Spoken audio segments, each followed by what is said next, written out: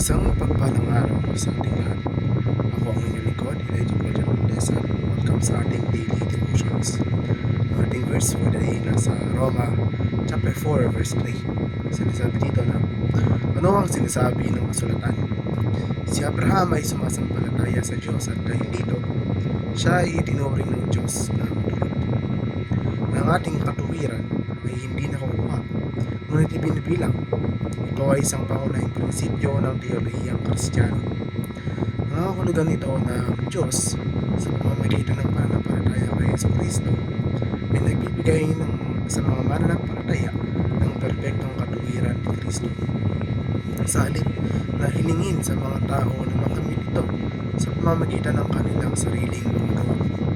Ang ating mga kasalanan na natatakpan ng dugo ni Kristo ay isang pangunahing prinsipyo ng teolohiyang Kristiyano, partikular na nauugnay sa konsepto ng pagbabayad sala at kapatawaran.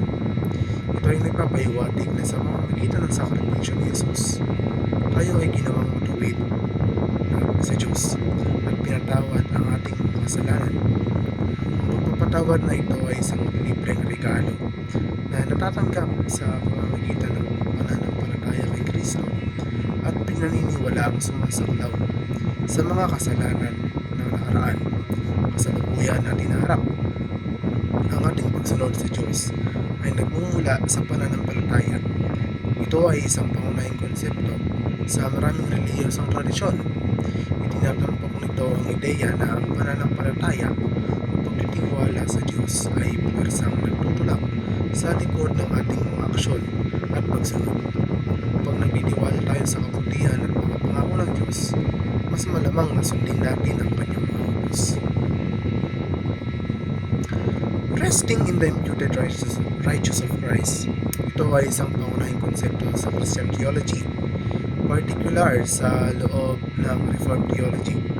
Ito ay tumutukoy sa paniniwala na itinuturing ng Diyos na matuwid ang mga mananampalataya, hindi dahil sa kanilang sariling mabubuting gawa o pagsisikap, ngunit dahil sa katuwiran ni Jesucristo na kinikilala sa kanila sa pamamagitan ng pananampalataya. Ang imputed righteousness na ito ay isang matuwid na kahulugan ng legal o forensic na konsepto ng divine na kahulugan batay sa banal na kahulugan. Ang perpektong pagsunod at sakripisyo ni Kristo, hindi sa pagbabago sa loob ng pananampalataya.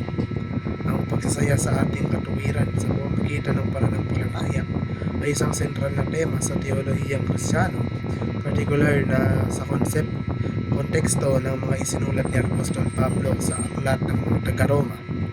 Ito ay nagpapahiwatig ng pagbabago mula sa pag-asa sa mga personal na tagumpay o pagkilos patungo sa biyaya at kapatawaran ng Diyos sa pamamagitan ng pananampalataya kay Jesucristo.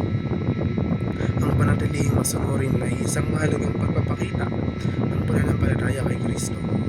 Ito ay hindi lamang isang listahan ng mga tuntunin, ngunit isang pagpapakita ng pagtitiwala at isang tugon ng biyaya ng pag-ibig ng Diyos.